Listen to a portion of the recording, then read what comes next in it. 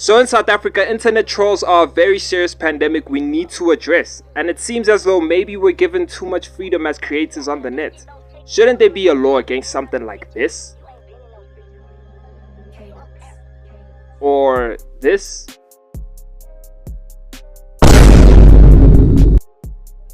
There should definitely be a law against something like this, no?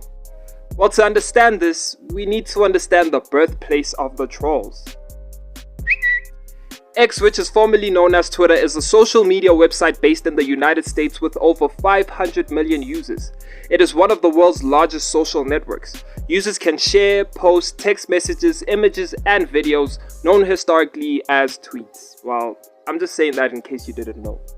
But then inside Twitter, right, there's a disease we call Black Twitter. As we've looked at it, I think we've realized that it's a very big concept. So it's not just in people's minds. I think South Africans are scared of race on some issues. And so to talk about Black Twitter almost seems controversial. So we thought, well, let's look at the statistics at least, just to quantify it. How many people... Did someone create Black Twitter, or has it just happened? No, I think it's just happened. As Black people in South Africa have started tweeting, Black Twitter's emerged. It's not just a South African concept. It's all around the world. But it's now become a kind of an identity, if you like, what's happening on Black Twitter. And you sometimes see these parallels or sort of people talking in opposition to each other across different, white Twitter and Black Twitter. So what's the fundamental difference between the conversation that would happen on Facebook, as an example, versus the conversation that would happen on Twitter? And we're seeing the graphic up there now. So what we're looking at here is the demographic breakdown between the two platforms. On the left, we've got Twitter. On the right, we've got Facebook. And we see that on Twitter, the red block is Black Twitter. So 20% of the conversation is Black Twitter, 16% is white Twitter. And that's really the distinction. Is Black Twitter just Black people tweeting, or is it certain conversations that Black people are talking about? Black people tweeting. So Okay. we've analyzed the names. But anyway, this is focused on issues of interest to the Black community. Feminista Jones described it in a salon as a collective of active, primarily African American Twitter users who have created a virtual community which is basically speaking about the socio-political changes, I guess.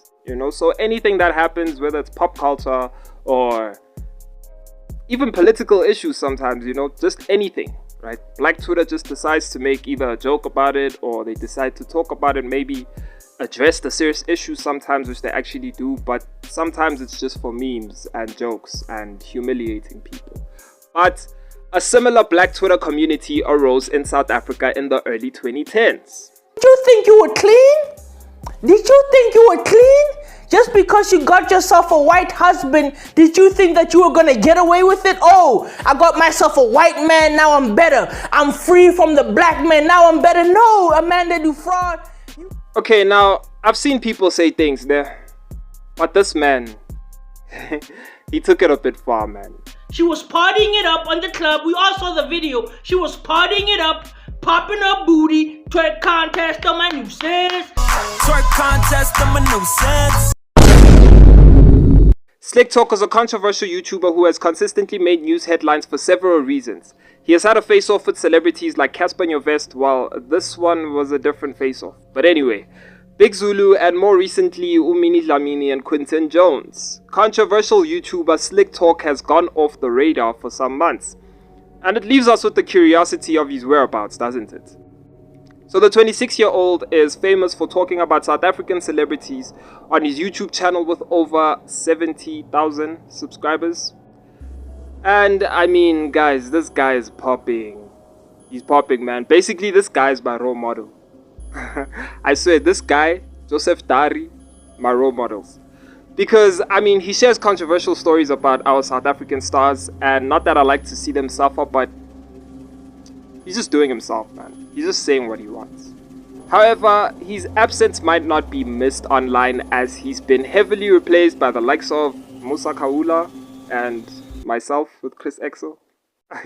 No, I'm joking. I'm nothing like these guys, okay? And so I just think listing names of celebrities who have been attacked verbally by this guy, we won't finish, bruh. But the first time I was introduced to Slick Talk was the Nasty C and Sam video. I'd say that's where he became kind of a celebrity. Nasty C is in love with a gold digger. And obviously, Mzansi can't forget this. Following months of talking ill about the rapper Casper Nyovest, he then set a boxing match against Slick Talk, which he surprisingly agreed to. And yeah, we know how that ended. Still early, Cass. Slow down, Cass. It's still early. Wait. And so if you ask me, where's Slick Talk? We don't know. All I know is that he did get a lot of money from the Casper Nyovest fight. He did get a huge bag. And apparently he is a law graduate. So maybe he's pushing serious things in life and he just wanted to like gain some money off of us and the views and everything and then go push something better in life. So yeah, where he is, we don't know. Hopefully he does come back and, you know, say some things.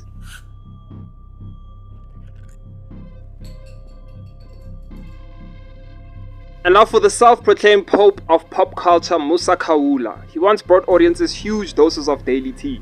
And you know him, let me get me a drink. And then he kind of like bows his head whenever something like sad had happened or whatever, you know.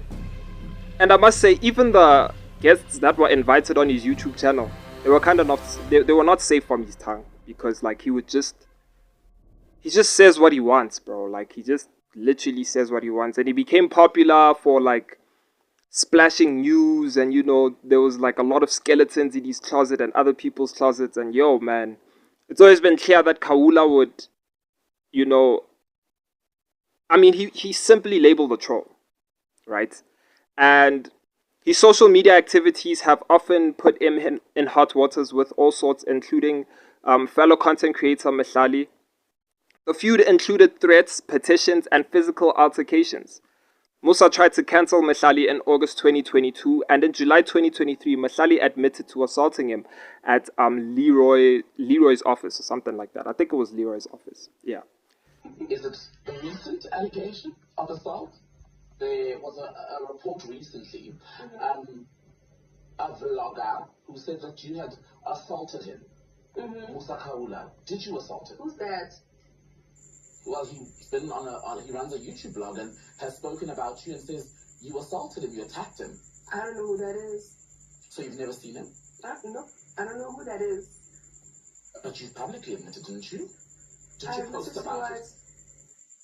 I don't know who that is. You wish you'd done more, didn't you say that? I don't know who that is. But didn't you say you wish you had done more? What I'm going to say is, if you come for my family, I will come for you. Physically?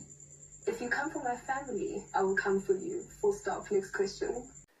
And then in another incident, Khawula posted his whereabouts online and was tracked down for beating by Mushe Ndike, the other guy who, yeah, he's an actor and also a word I can't say on YouTube. And I don't know where he is right now, bro. But then we get to the president of current Black Twitter at the moment, and I just need to mention names with this guy. You know, Ricky, Cyan Bougie, the timer that owned Cherry Blossom.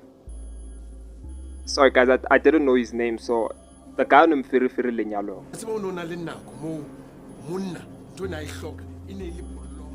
Who is this guy, bro? Chris XL masquerades as a pretty woman on Twitter, where he calls himself the president of Black Twitter. If you guys remember that music video by Kid Teeny where his girl gets an abortion, I think the girl gets an abortion or something on the video. So the girl on his profile picture is that girl in that video. I'll just leave the link of that video, and I think I'll just find out her name because she was an Instagram baddie at some point. Then she just disappeared after Chris XL.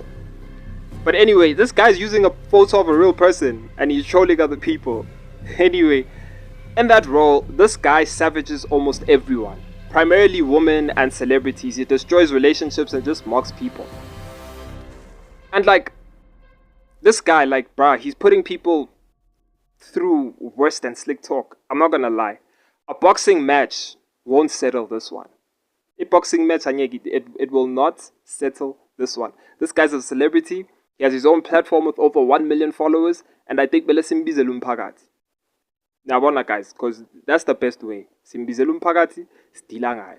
Because people fear him on social media for his social power. And he has reportedly been exposed.